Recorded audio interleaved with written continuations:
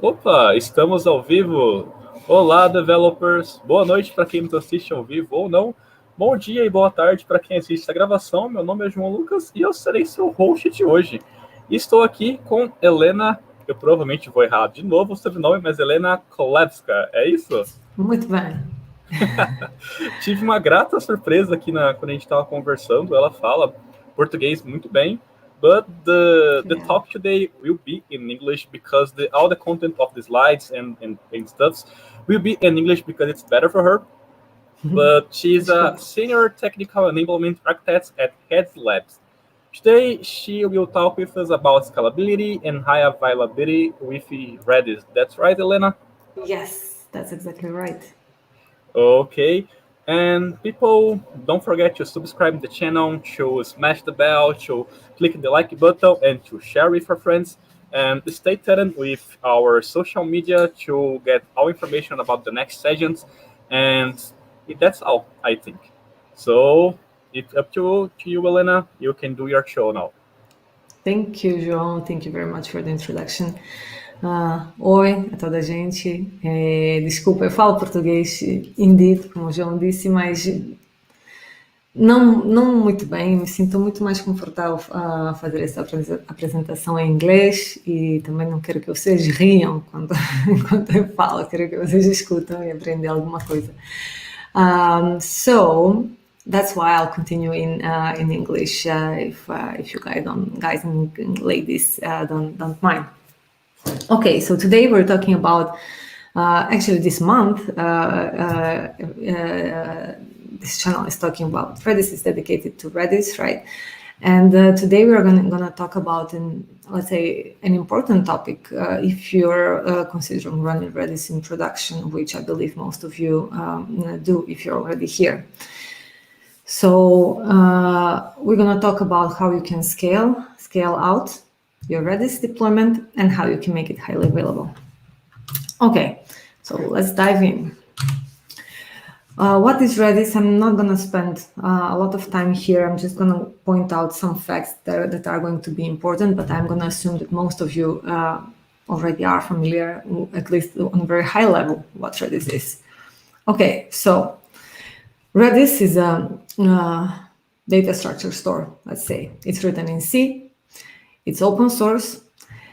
Yeah, one of the main characteristics is that we can say that one of the main characteristics is that it's served entirely from memory. So data is stored in memory.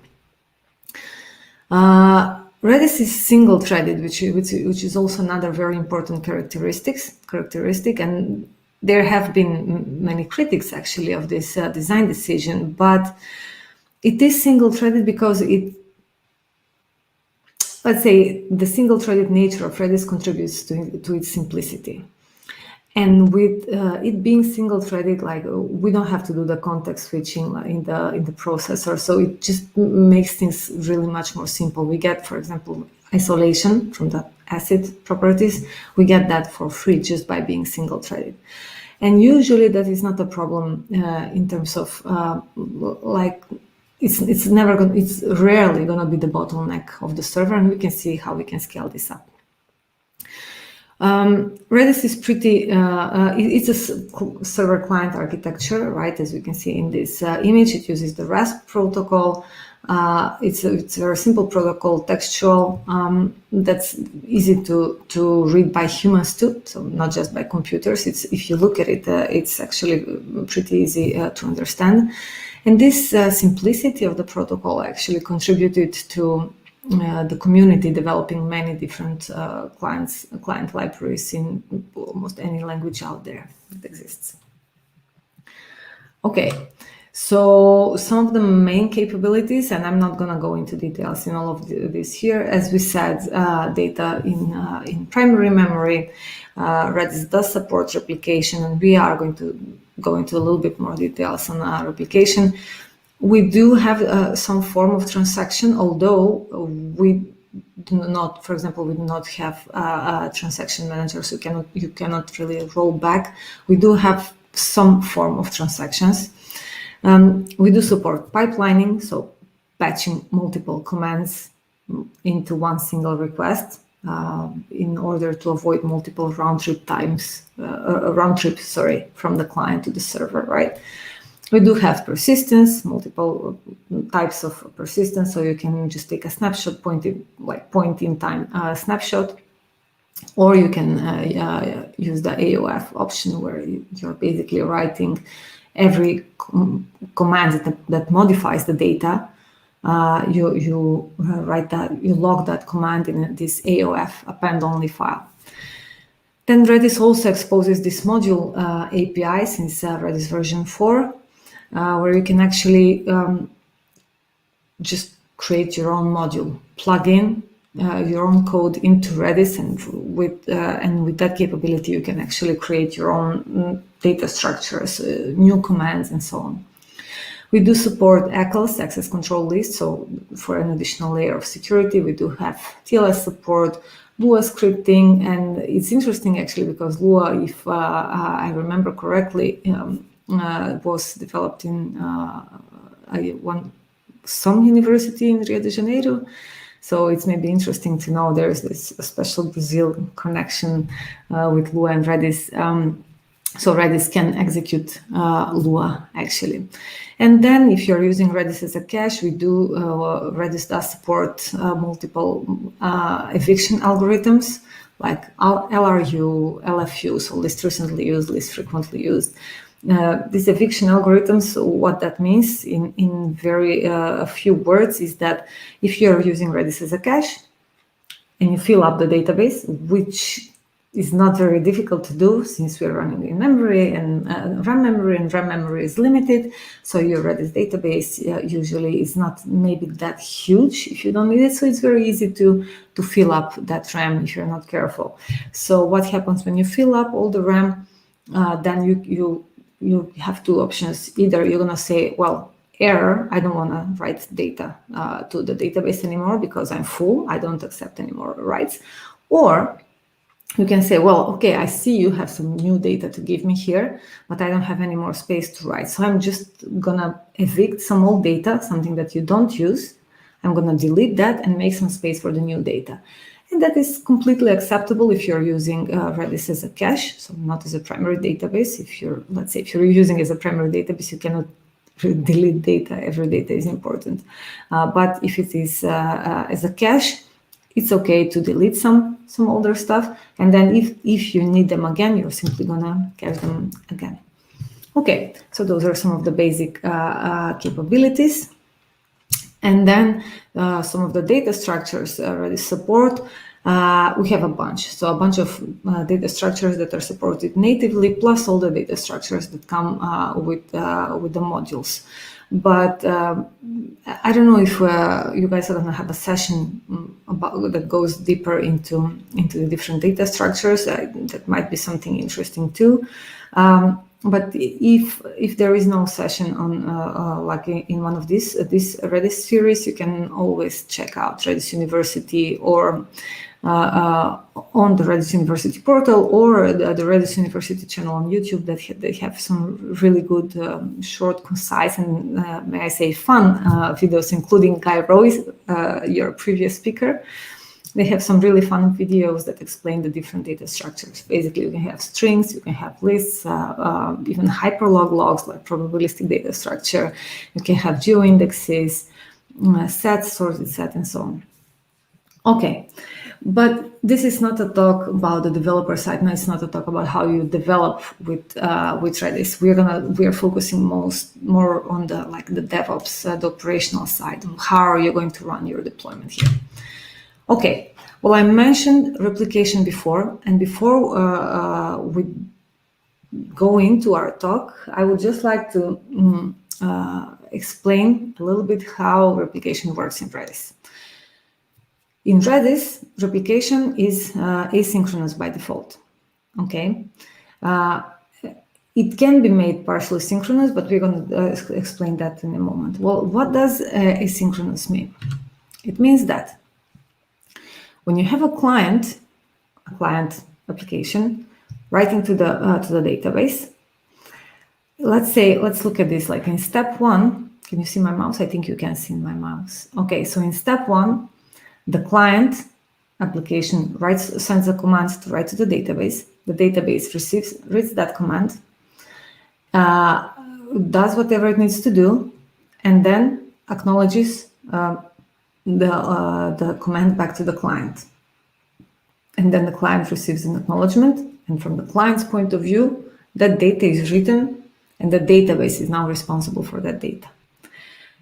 Only in step 3, after this primary here has acknowledged the write, the primary database is actually going to send this command to the replica. Okay, and just if you're not familiar, like primary replica or what it's very much as it sounds. You have the main database where you read and write data, that's where you communicate, and then you have this replica database that serves as a backup. If something goes wrong with this one, we're gonna have this database, right? So we don't lose our data. So, okay, this is good. Why is this good? The good part of this is that the client doesn't need to wait for this step to continue to complete before receiving acknowledgement, right? So this happens asynchronously after. So you ping here, you get a response really, really, really fast. So you have very low latency on this, and this happens asynchronously. Of course, some might point out, well, okay, well, what happens if I lose this primary, this process breaks, gets killed for some reason, or the node dies, or whatever problem happens, and we lose this primary here before after step 2, but before step 3. That means that we have lost data, and that is a very real possibility. I mean, of course, very low probability, but it is probability. So what we can do in those cases where you absolutely cannot afford to lose any kind of data, you can actually use the wait command. So the wait command, what this is going to do is going to say, okay, well, I'm going to send this command, and then I'm going to send the wait command. The wait command is not going to send an acknowledgement response back to me until all of the write commands on this same client, so on this connection, have been written to the replica. So then only send an OK signal to the client application when all the data on that connection, on that specific connection, has already been replicated to the replica. Okay, so with that covered, here now we know how replication works. Let's just say that in Redis open source, one main can have multiple replicas. Okay, so you have one primary here, one main, and multiple replicas here. And then one way that you can scale reads is you can actually use the replicas as read-only. So you can configure your replicas to accept reads. So this would be a write query. Set full bar would be a write query. If you have then get full, that would be a read query, right? We are reading the data. So you can actually configure the replicas to accept this kind of read queries, sorry. With this, we've effectively increased the number of connections, the number of requests per second that we can serve, because we have this server here processing requests, read and write, and then these three, let's say if we have 3 replicas, these 3 replicas here also processing read requests. Okay, so I call this, it's not real scaling because it can only it only works for reads, right? We cannot do write requests here, but it's still some kind of scaling. You can scale the reads here. Okay, let's move on. So what we're going to do in the next half an hour or so, 40 minutes, I think, or so, we're going to go through a scenario where we start, let's say we simulate a real world scenario when you start maybe as a small startup and you work with a very small database and you don't have very big needs, but then that startup grows and you start to get some real user information, some data that you really need to take care of, and then you need high availability, you need to scale up and so on. So let's go step by step and see where this story takes us. Okay. First, when you're a small startup and you add Redis to your stack, the way you usually do it, you go with a standalone Redis. What do we call a standalone Redis? Just a single Redis server instance. When you install Redis server and you just run Redis server, that's a standalone Redis. You have a Redis server running, right? Okay, so that instance there would be this main instance here. In addition to that main instance, you might want to configure replicas, right? So you have a copy of your data, and then everything you write to the main one. So your application would then be connecting to the main one, to the primary, and then the primary is going to replicate all the commands, all the data that is written here is going to be replicated in these replicas. Good. So we're sure here. Yeah, we're safe. Let's say we're writing here. If something goes wrong, we have a backup of the data, and that's good.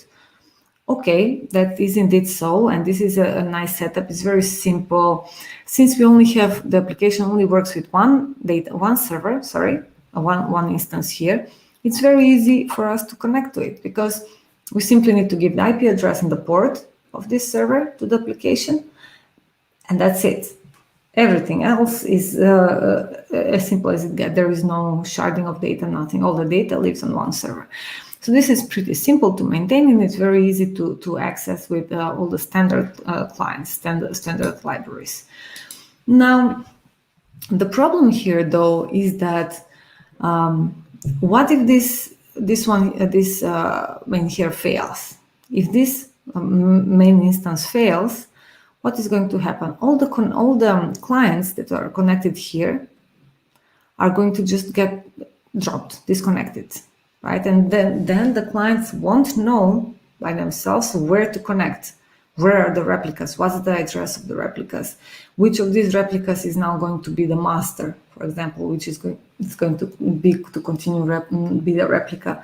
And then if, let's say, this one becomes the master, well, how are these two going to know that now they need to replicate from this one, that now this replica here is the master instead of this one? These replicas won't know that this one died. So in order to solve this, you would have to have an actual human being SSHing into these servers and doing all of these changes there, and maybe going into the application and changing the IP, and so basically the endpoint, changing the address of the primary server. Okay, so as we saw, we do not have automatic failover, and another thing that is problematic here is that, well, what happens when your database grows and grows and grows and grows, and you have maybe 256 gigabytes of RAM on this machine, and you already upgraded it from 64 up to 128, and now you're up to 256, and then your machine doesn't support anymore RAM memory, maybe.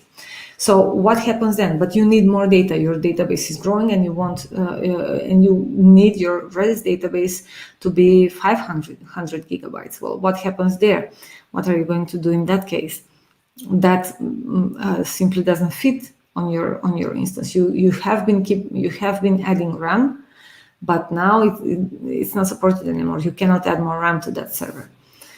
Okay, so probably too little memory, probably too little performance. What if you get many requests per second? So your database needs to serve many requests per second, and this one single shard cannot keep up with it anymore. Let's not forget, this is single-threaded nature, so you can only process one request at a time. Okay, only process one command, actually, let's say, Elena? at a time. Yep. We have a question here about the cap tier, and can you talk about that? Yes, of course. AP.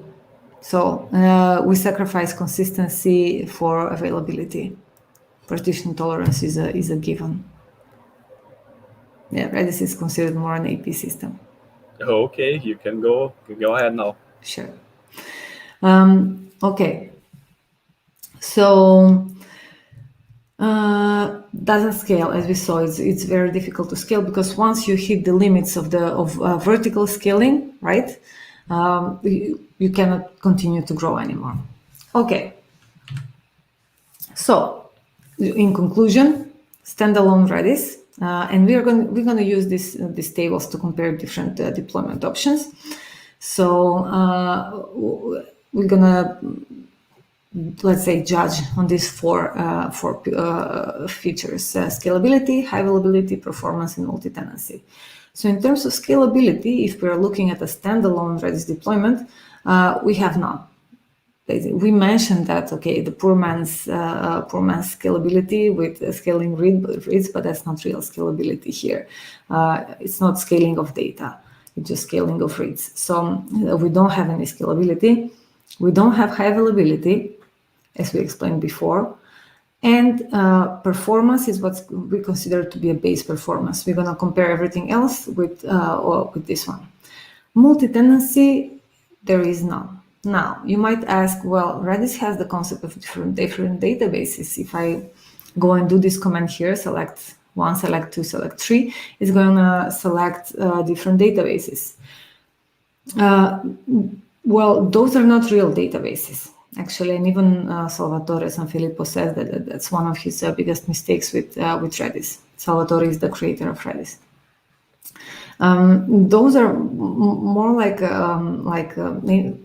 key space separation instead of a database. Because if you look at it, well, if it was a separate database, shouldn't it have its own Redis conf file, its own configuration, maybe its own memory limit, its own access control list? Well, it doesn't have any of that. It's basically quite literally just a prefix of keys in the whole key space.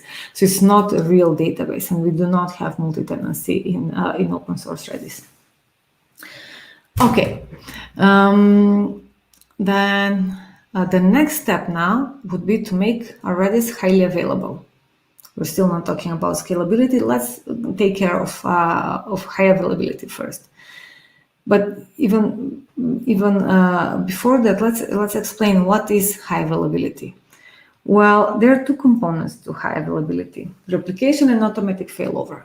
High availability would mean that if something happens to your server, everything gets switched over automatically, and your application can continue to work seamlessly without any disconnects, without any drops, without any humans interfering in the system and like reconnecting wires there inside.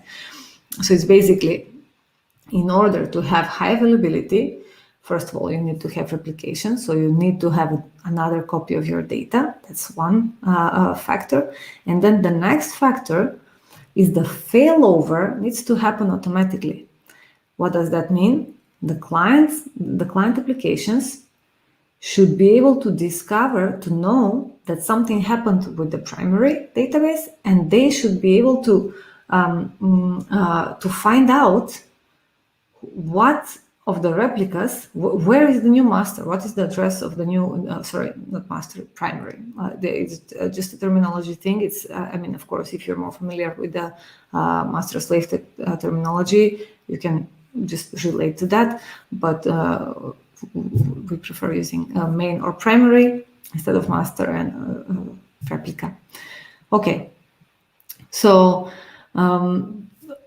we're talking about the client, that there will be some kind of mechanism that is going to provide that information. Okay, well, where is the new primary?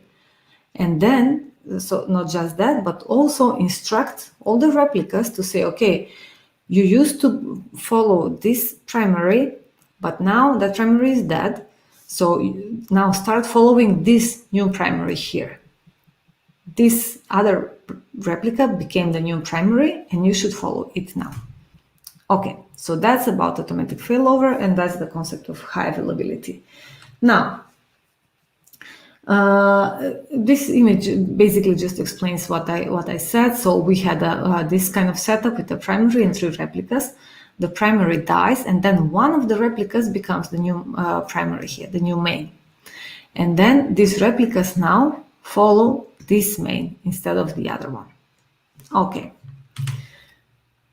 so now that's high availability. Now the high availability solution in Redis open source is called Sentinel. And this is it's one of the earliest introductions, let's say, the earliest introduced features into Redis was Sentinel, so much earlier than cluster and so on. Okay, so Sentinel is basically an extra layer, extra system that we overlay on top of our primary and replica system here. Okay, so it's a watchdog of Redis instances. We say Redis instances because a Sentinel is actually indeed just a Redis instance that is instantiated in Sentinel mode. It's the same binary. Okay, so when you run it, you still run the same Redis binary, just add a flag there as an argument to say, okay, we'll run this Redis server in Sentinel mode. And when you do that, these Sentinels are going to connect to each other, talk to each other all the time to say, hey, are you up? Are you alive? I'm alive. Are you alive? So they keep gossiping between themselves all the time. And not just that, but they keep pinging the primary and its replicas. Okay, so that every Sentinel at every moment knows which element of this system is alive and which has failed. So that when enough Sentinels agree that this primary has failed, they can actually trigger a failover. They can say, okay, more than 50%, so more than half, we need to have a quorum that is going to agree that the primary has failed. And then when, in this case, at least two Sentinels agree that this guy here failed, they're gonna say, okay, well, in this system, the primary failed, we need to trigger a failover, and we are going to promote one of these two replicas here to become the new primary. And they do have a system of how they're going to choose this. It's basically relates to which of these replicas has the latest changes from the master. So it's further in front in the replication stream. Okay, so they're going to choose a new primary and then instruct the other replica to now follow this primary here. Good. But then what happens with the client? I mean, how does the client know? The client was connected here, right? And then that connection is going to be dropped because this network component doesn't exist here. There is nothing to connect to. The thing is, when you use Sentinel, your client library, the client SDK you're using, needs to be able to understand Sentinel. So when you actually instantiate a Redis connection in your application code, you don't give it the IP address of the master, of the primary. You give it the IP address of one of the Sentinels. And then after the client connects to the Sentinel, it's going to say, hey, Sentinel, send me the IP of the primary so I can connect to it. And then the Sentinel replies with the IP address of the primary. And then the client says, okay, good, I have the IP address. I'm going to establish now this connection or pool of connections to the primary and keep on working. If I start getting errors at one point, it's going to mean that probably something's wrong with the primary. That primary has failed. So what I'm going to do then is I'm going to connect to the Sentinel again and say, hey, Sentinel, this primary seems to be down. What is the new primary? Can you send me the IP address of the new primary? And the Sentinel will send the address of the new primary. And then the client is going to connect to the new primary, which in this specific case, we assumed it was this one. Okay, so in this case, with Redis Sentinel, we did have the component of automatic failover. So the primary was switched automatically. And then there was this kind of a client discovery service provided by the Sentinels that provided the clients an option to easily find the new master. new primary. Okay. Any more questions? Yeah, actually, you have one. We have one. What's the difference between a key value database and a columnar database? When should we use each of one of these? Big question. Okay. Okay. Columnar database, I would assume you mean relational database, right? Or like white column store. I would assume relational database. Okay. Well, scalability that we are talking about here is one of the reasons that you might want to use a NoSQL database instead of relational one.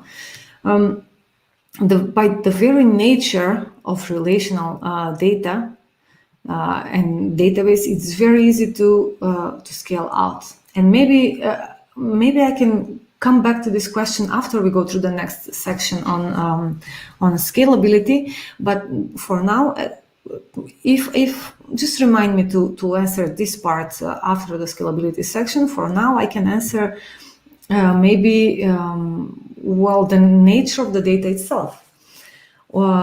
If you have data that always comes from the same source, let's say you have an application with a web form, and when a user registers, you always receive those 3, 5, 4 fields: name, last name, email, password, 4 fields. That's it. And then you create a users table with those 4 fields plus the ID, maybe internal, maybe you want to have also an external ID. Anyway, you have 5 or 6 columns in that user's database, and that's it. But what if the nature of your data, if you have users coming from different parts? What if then after a while you get the requirement, well, I want to have users to be able to log in through authenticate with Google. Then you would have to, maybe when you get the user object from Google, if you authenticate through their OAuth server, you get back a user object with 20 fields, like maybe last logged in from IP or two-factor authentication enabled, or I don't know, many other different fields like that. So what are you going to do then with those fields? How are you going to store them? Are you going to maybe expand the users table to include all these extra 10 fields? Columnar database, you mean database like Cassandra. Okay, well, Cassandra is also a little bit more difficult to scale. It does scale. You do have clusters of Cassandra, but it is a little bit more complex data because you have the rows, and then you have the column families, and then inside of the column families you have the fields, right? Sorry, just to point out, I was just reading the question when Jose Silva said columnar database. He was actually meaning white column stores, not a relational database. Okay. So, I mean, I don't know. Okay, still the same question. It's going to depend again of the nature of your data. Okay, you use the right tool for the right job. If you simply have a key that connects to a string, you don't need a white column store. You need a simple like a key value store, right? Or if you just need lists or you need hashes, it's very simple. You would go and use Redis. If you have data that is a little bit more connected and that can be grouped in like these column families, for example, and that you need to query the data with this SQL-like language that Cassandra supports, then you might want to go with a columnar database, white column store. Okay. Does that answer your question? Yeah, he said thank you there. Thank you. Okay. Go ahead. Okay, so this is the part about Sentinel. Now let's compare this with the previous example that we had with for a single for a standalone Redis instance. In terms of scalability, we're still at none because we are still talking here about a single Redis instance and 2 replicas, but we still are limited here. All the data is stored in one Redis instance. So scalability, none. High availability, now yes, we do have now high availability because Sentinel is taking care of that part. Performance is still the base performance, and multi-tenancy is still the same. We don't have any multi-tenancy. Okay, so what we got with Redis Sentinel compared with the other one is that we got high availability. Okay, now let's move on to scaling. I should have had coffee instead of this tea because it's so late here. Okay. So, when we talk about scaling, let's start with the concept of sharding. What is sharding? Sharding is this concept of splitting your database, splitting your data into smaller parts. And why? So that you can put these smaller parts on different servers, different computers, different machines, and you store them separately. So if you remember, the problem with scaling up databases was that you scale up to a certain level until the computer, the machine feeds the data, and then you cannot add more CPU, you cannot add more RAM to that machine. And then what you're left with at that moment is to just split the data and put it on multiple machines. Instead of putting everything into one, you put everything, you split the data across multiple machines and let them take care of that part now. Okay, so that's the concept of sharding. But now the problem becomes, okay, well, how do you find your data in that case? Well, when we had everything in one database, it was very simple. We instructed the application, well, just connect to the database and talk to it. It will know everything, where every data lives. But if now you have, like in this case, 9 machines that host my data, how do I tell my application will connect to this machine or this machine or this machine? How do I know where my data lives, right? And that is the problem. So one solution to this is to actually hash the key name and then modulo divide this by the number of shards.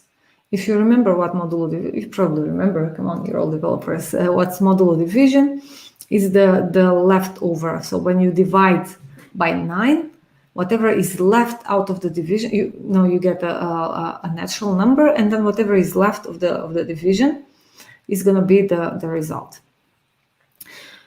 Okay, and then, but just to explain this concept, well, why, how did we come up with this in the first place? Well, we need some kind of way to map, to determine where the data is going to live, right? And how are we going to access that data? Well, our way to access that data is by key name. The key name is our main identifier. So what we're going to do is we're actually going to hash the key name, and that means hashing, just as a quick reminder, I know you probably know, but just as a quick reminder, you have a variable input, you hash it, and you get a fixed output, and fixed encoded output, right? So with the fixed length. And then you convert that to decimal, any kind of like a number format, and that you modulo divide that by the number of shards.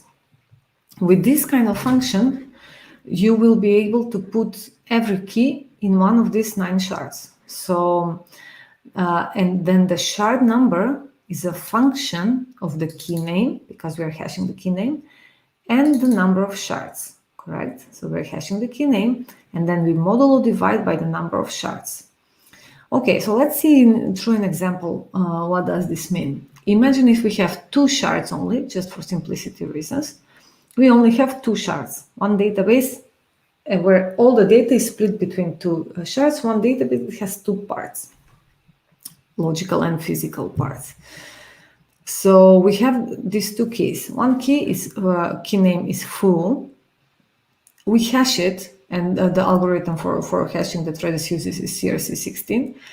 You get this number 44950, and then we modulo divide by the number of shards, which right now is 2. This will give us the result 0. So this is the algorithm we follow in order to determine on which shard does a certain data live.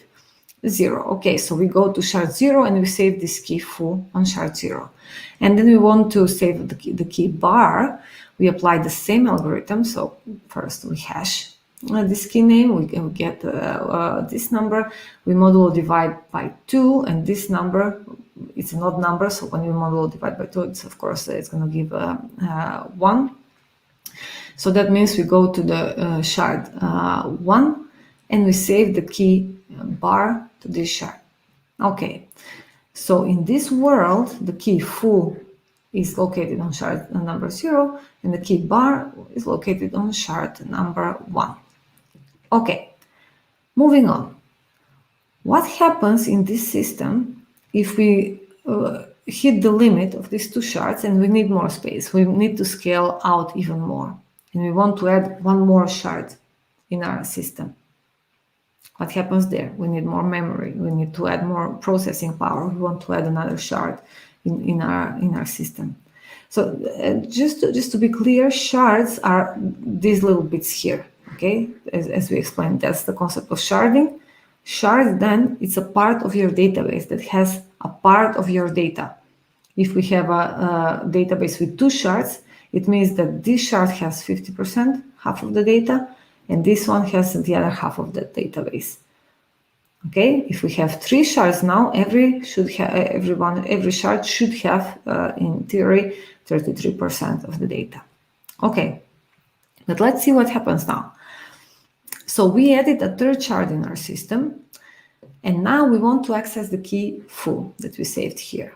Okay, let's do it again. We hash the key name, we get the same value as before, 44950, and we modulo divide by the number of shards, which is now 3.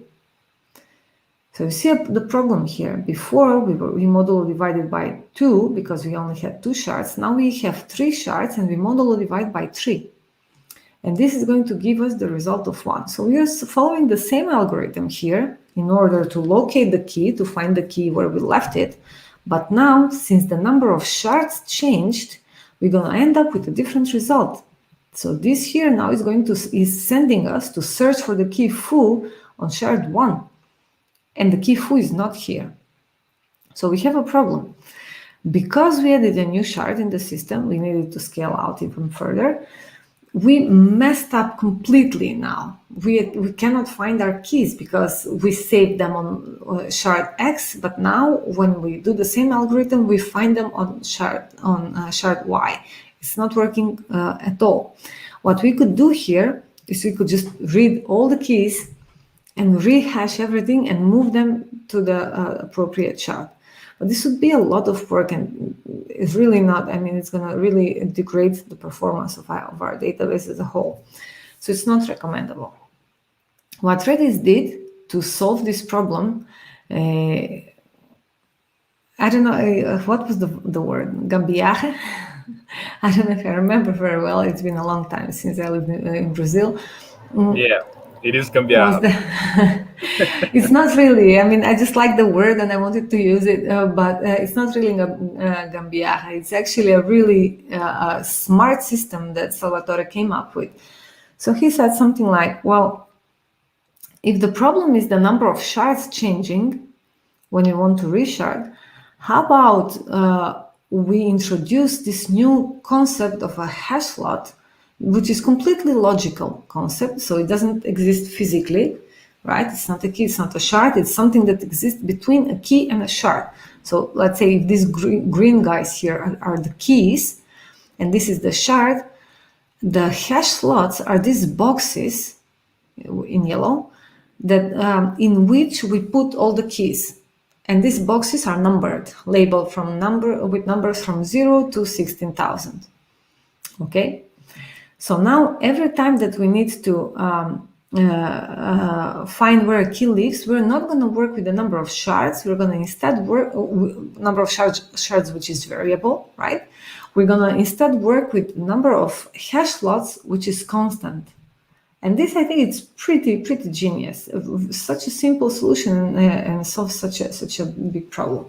So the way this works now, when we have a resharding, okay, so this is how it is when we have a single shard database. You have all your keys distributed in slots from 0 to 16K. But then when you want to add a new shard, you simply take half of those boxes, half of those hash slots, and move them to the new shard. That's it, as simple as that. And the keys, of course, move with their appropriate hash slots. Now, why does this work? Well, let's look at the algorithm now. If we have the key name full, and we want to put it, we want to store it in a database, we have two shards here. We follow the same algorithm, we hash it, we get this result, and then we modulo divide not by the number of shards, but by the number of hash slots now, which is constant. It's always going to be 16K. And this here gave us the result of 12,182. And this number is constant. So while before we were deciding on which shard does the key live, and that was a function of the key name and the number of shards. So it had two dependencies, right? Now we are deciding the hash slot number, and we have that hash slot number is a function of the key name and the constant. So which means it's basically just a function of the key name. So we switched this, a variable, to this, a constant. And we changed that now we're not deciding the shard number, we are deciding the hash slot number. Okay, and then the hash slot number it's actually very easy to map the hash slot number to a shard. You just keep somewhere on the side, you just keep some kind of dictionary, some kind of mapping that maps, okay, that says, okay, well, keys from hash slots from 0 to 8,000 and something live on shard 0, and hash slots from 8,000 something up to 16,000 something live on shard 1. So you just store that map. If something changes, if we add a third shard now, and all the keys get reshuffled again, you don't update, you don't move the data around as you need to move before. You simply update this little map here, this little imaginary map here that says, okay, now key hash slots from 0 to 5K live on shard 0. The next 5,000, so from 5,000 to 10,000, hash slots from 5 to 10,000 live on shard 1, and hash slots from 10,000 to 16,000 live on shard 2. That imaginary third shard we added. Okay, so that's that's how we do the clustering in Redis open source. Okay. So Redis cluster now. We just showed how Redis does the clustering. And by clustering, I mean like separating your database into different shards, as we explained before, just splitting your data across multiple shards. And a shard is nothing else than a Redis instance. So if you want to have a cluster database, you run this 1, 2, 3 different Redis processes, and then you just instruct them to connect to each other, to work together, and to store the data of a single database. So you have actually one database distributed across these 3 Redis servers. Okay, and this usually, in production, this would be running on separate machines, of course. Okay.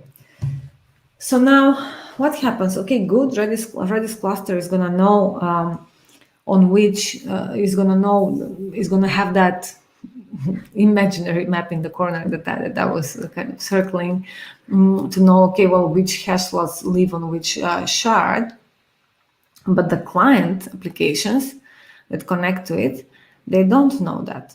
So then, how is a client going to know? Well, a client that wants to talk to a Redis cluster needs to connect. First of all, it needs to establish connection to all of the shards in the system. Okay. Now, the client it has 2 options. Either every time it wants to issue a request, it's going to ping just any random one of the three shards here, and it's going to say, hey, run this command for me, please. And then the server is going to look at the command, it's going to try to run it.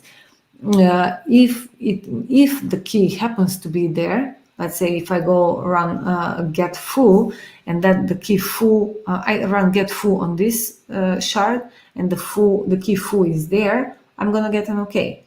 But if it's not there, if maybe the key foo lives here, I'm gonna get a response error, key moved, so error moved, and it's gonna give me the IP address of this one here. And then the client can actually parse that response, get the IP address of that of the right shard, and connect to that shard, and then issue again the get foo command. But this wouldn't be very efficient, right? I mean, imagine if you have to do this like network round trip once, and then it was an error, you have to go now parse that response and then connect, do a second round trip to the right shard this time. That is really not optimal. And of course, there is some kind of probability involved here.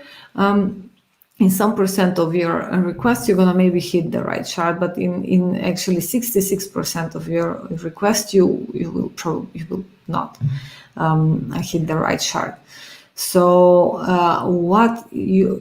a good client library will actually do, it's going to do the hashing and the modulo division on the client side. So it will actually find this number, the hash slot number. It will find that number on the client side. It will run it by themselves, and then the only thing that they will have to know then to which shard that hash slot number matches, or in other words, which of these three shards hosts that particular hash slot. Let's say maybe this one. Is this guy on shard 0 or shard 1? Where does this hash slot sit? And that's why, in order to know this, when a good client library first connects to Redis cluster, it first queries, hey, give me all your hash slot locations. So give me that map that we were talking about, that maps hash slot to IPs, basically, so that I can know when I get my hash slot, I can map that right away to an IP, so I can know to which shard I should connect and look for that key. Okay, so that's how Redis cluster works, and client connections in Redis cluster work. The thing with this, with having your data split, is not good just for the memory aspect of it. We saw that, okay, well, you hit the memory limit of a single machine, so and then you need to scale and you add more memory, you shard your data. But you don't just need to do this if you have a problem with memory. You might need to scale out if you also have a throughput problem. What does that mean? Well, as I said, as I pointed out already, a Redis instance, Redis server is mostly single-threaded. So in processing of commands, it's almost all commands, like over 90% of the commands are synchronous. We do have some asynchronous, but they're not actually very relevant to the point I'm trying to make here. So if it's single-threaded, then that means that every server, every instance can process only one command at a time.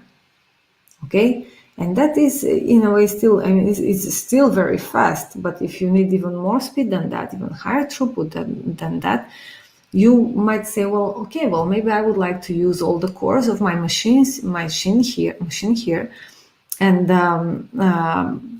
make better utilization of my hardware. So if I have three processes now, three Redis processes, as we said, again, just a quick reminder, every Redis shard is a Redis process, right? Pardon me. So if every process can take care of one request at a time, then if we have three processes, it means that now we can process three requests at a time, right? So compared to only one standalone Redis server that processes one request at a time, if we have a cluster database, With 3 processes, we have now triplicated the throughput that we are able to support. Okay, so that's another way that or another reason for you to scale, to use a cluster database. So one is memory, the other one is CPU. So throughput, basically. Okay, so yeah, multiple Redis processes serve multiple clients at the same time, with the effect of like duplicating, triplicating, and so on, like increasing the throughput, the supported throughput. As we said before, we can even further increase the scale the reads by making these replicas accept reads. But we really need to be careful with this. It is, as I said, the permanent scaling of reads and so on. But the problem is, let's not forget that the replication is asynchronous here. So if you're reading from replicas, you're actually risking to have some stale reads. What does that mean? Well, maybe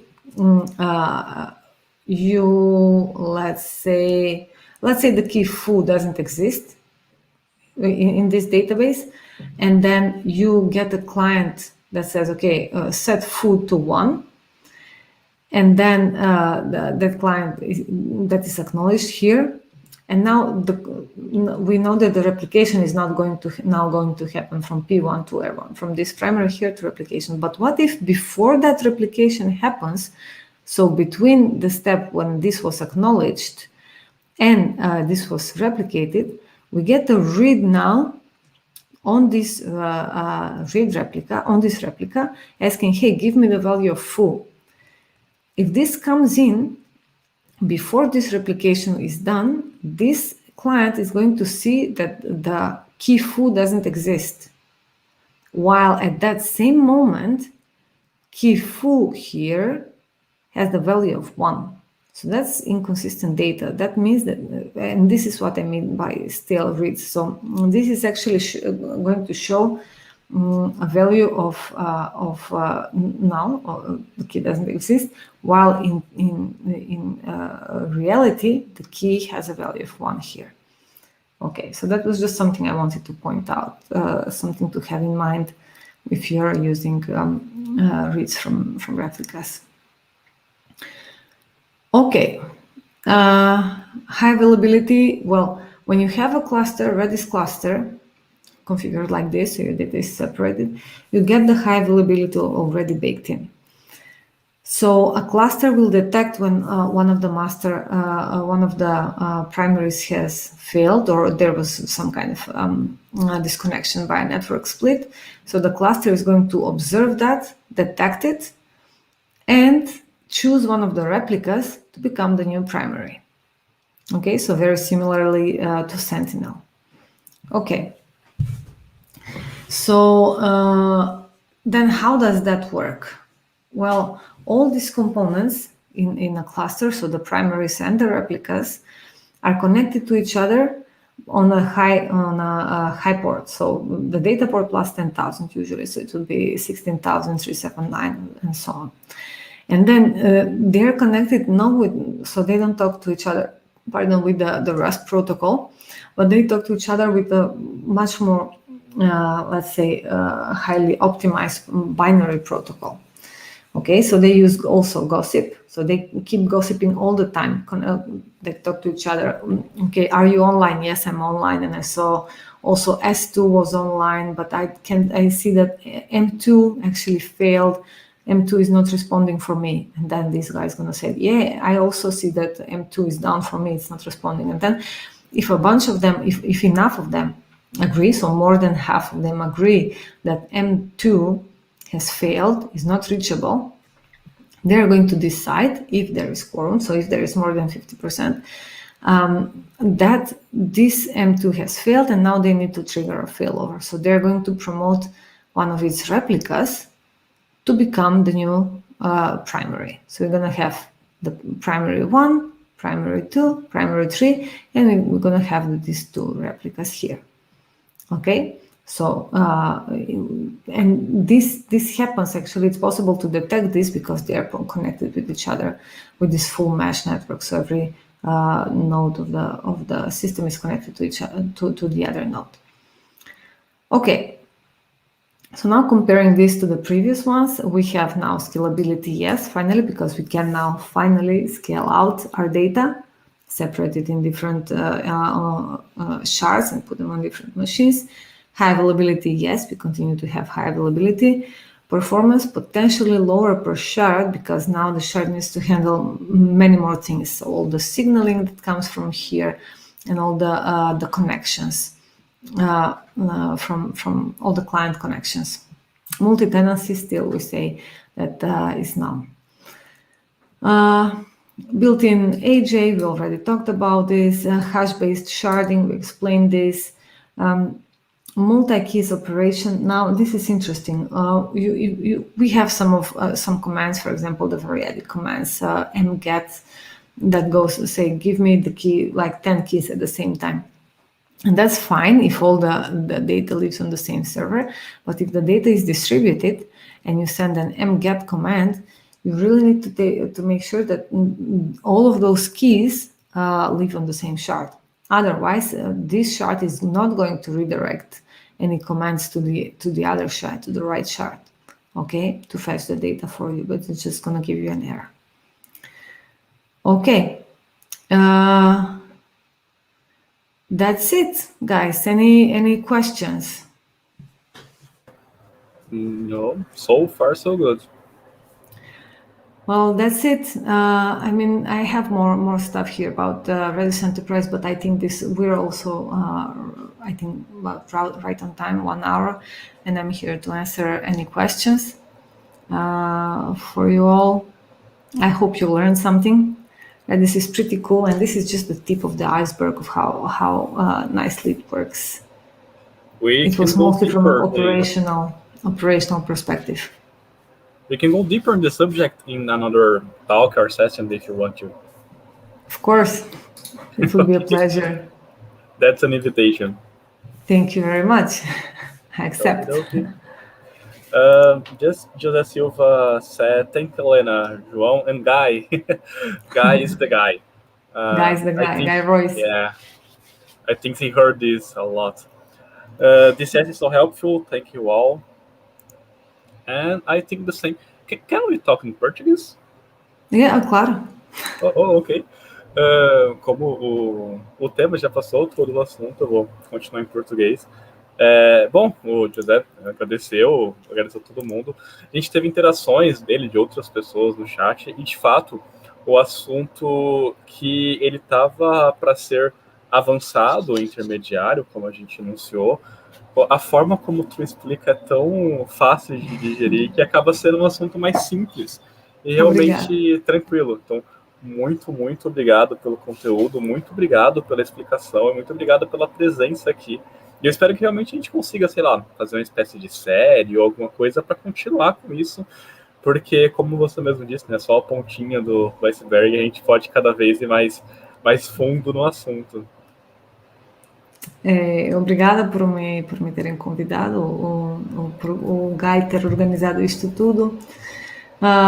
Queria agradecer a todos. É sempre um prazer. Eu falo sobre redes o tempo todo. É o meu trabalho. Ensinar pessoas a explicar essas coisas.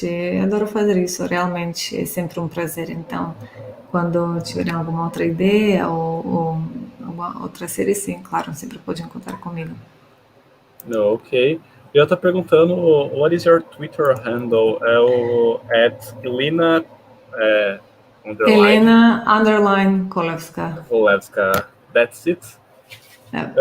Se vocês quiserem, todas as redes sociais, o Twitter e o LinkedIn estão no Meetup também. Vocês podem procurar lá, mas eu coloquei aí nos comentários também. É isso mesmo. Bom, eu acho que é isso, galera. Thank you. You are very welcome. A Helena está em Portugal agora, né? Portugal. Isso. e a hora já é um pouquinho mais adiantada para ela, então como não tem mais perguntas, eu não vou me estender tanto para ela ter uma noite de sono reparadora e poder ir descansar. Tudo bem para você também, Helena? Tem mais uma coisa para acrescentar? Não, era só isso. Obrigada a todos e boa noite ou good evening para vocês. E aproveitem o fim de semana que vem. Ok, muito obrigado, galera. Continue acompanhando, que a gente tem mais talk. Já tem todas as talks do mês já estão no Meetup. A gente vai colocando nas redes sociais conforme chegam mais próximas. Mas continua acompanhando, que tem muita coisa legal por aí. E, bom, depois eu vou conversar direitinho com a Helena para ver se ela consegue voltar mais vezes e aprofundar cada vez mais o conteúdo. Muito obrigado, galera. Muito obrigado novamente, Helena. E eu acho que é isso, né? Obrigada. Tchau, Tchau, tchau. tchau.